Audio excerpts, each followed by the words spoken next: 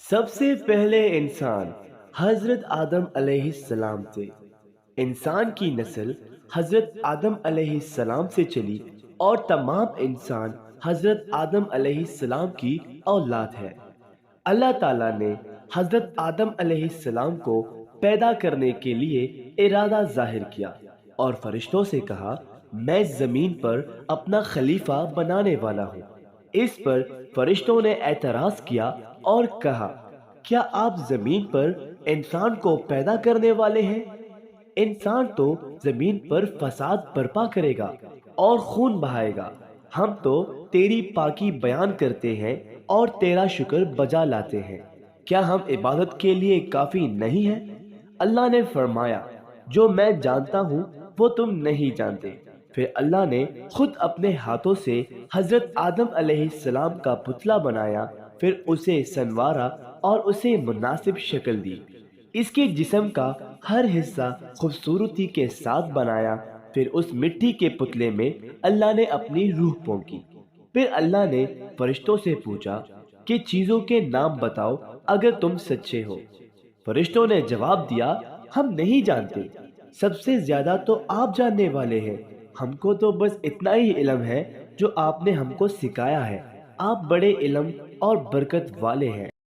اللہ نے آدم سے کہا، اے آدم، ان فرشتوں کو ان چیزوں کے نام بتاؤ۔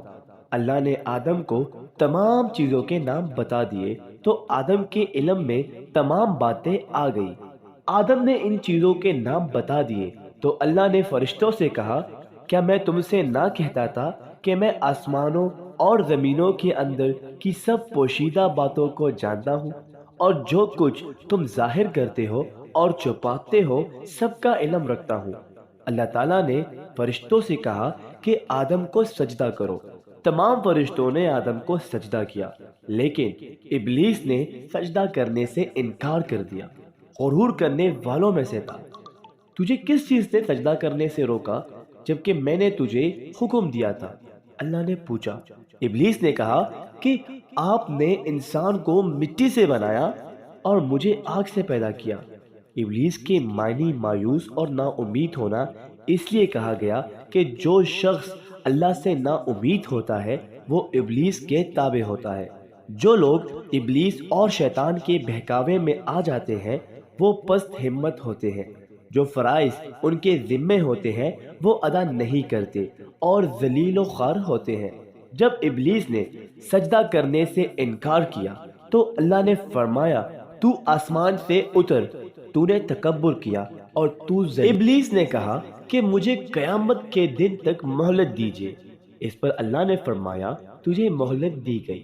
ابلیس نے کہا، میں تیرے بندوں کو گمراہ کروں گا اور ہر طرف سے ان کو گھیرے میں رکھوں گا، وہ تیرا شکر بھی نہیں ادا کریں گے۔ اللہ تعالیٰ نے حضرت آدم علیہ السلام کو حکم دیا کہ اے آدم، تم اور تمہاری بیوی بہشت میں رہو اور جو کچھ کھانا ہے فراغت سے کھاؤ، اور ایک خاص درخت کی طرف اشارہ کرتے ہوئے کہا کہ اس درخت کی طرف نہ جانا ورنہ تم ظالم قرار دیے جاؤ گے۔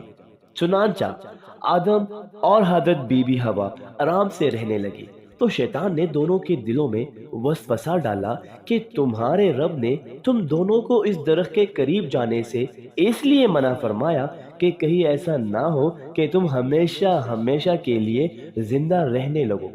میں تمہارا خیر خواہ ہوں اور تم دونوں کو بھلائی کی طرف لاتا ہوں۔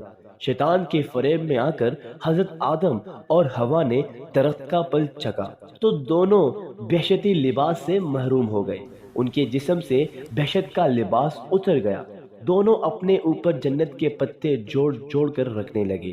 ان کے رب نے ان کو پکارا اور کہا، کیا میں نے تم دونوں کو اس درخت کے قریب جانے سے منع نہیں کیا تھا اور یہ نہ کہا تھا کہ شیطان تمہارا دشمن ہے؟ حضرت آدم اور حوا دونوں سے غلطی ہوئی، انہوں نے اللہ کا حکم نہیں مانا۔ اس غلطی پر دونوں کو سخت ندامت ہوئی۔ آدم نے اللہ سے معافی طلب کی اور دعا کی، اے میرے رب، ہم نے اپنے نفس پر ظلم کیا، اگر آپ ہم پر رحم نہ کریں اور ہماری مغفرت نہ کریں تو ہم نقصان اٹھانے والوں میں ہوں گے۔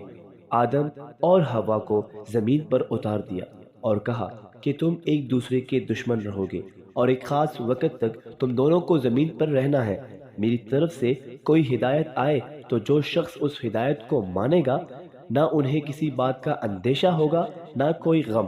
جو میری نصیحت سے منہ موڑے گا اس کے لیے دنیا میں زندگی تنگ ہوگی اور قیامت کے روز اس کو اندھا اٹھائیں گے۔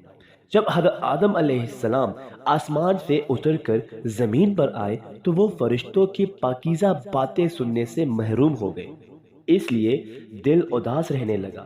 آپ نے اللہ سے دعا کی اور عرض کیا کہ میں تو فرشتوں کی صحبت سے محروم ہو گیا ہوں۔ اس پر اللہ نے فرمایا آپ مکہ معظمہ جائیں، وہاں میرا گھر تعمیر کرے، اس کا طواف کرے اور نماز پڑھیے۔ چنانچہ آپ علیہ السلام جبرائیل امین کے ساتھ مکہ معظمہ گئے، وہاں کعبہ کی بنیاد رکھی، نماز پڑھی اور طواف کیا۔